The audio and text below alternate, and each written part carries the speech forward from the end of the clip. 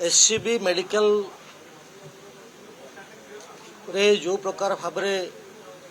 दुर्घटना घटी निश्चित भाव जो माने मृताहत अच्छी तांकर आत्मार सद्गति मु माँ समलेश्वरी एवं प्रभु जगन्नाथ ठारे प्रार्थना करुच्ची एवं जो मैंने आहत होती आशु आरोग्य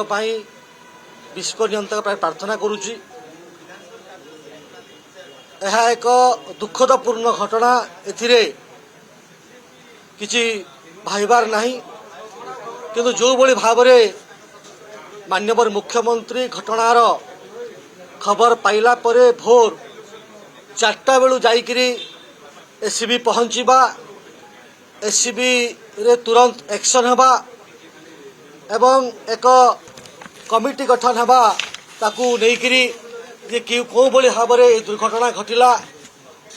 क्यों बड़ी भाव ये घटना तदंत हब कौ माने दायी तापाई काम आरंभ करवा तुरंत आम सरकार पक्षरु 25 लाख टंकार घोषणा हवा एवं धन्यवाद देवाक चाहिए जे माननीय देश प्रधानमंत्री नरेंद्र मोदी जी को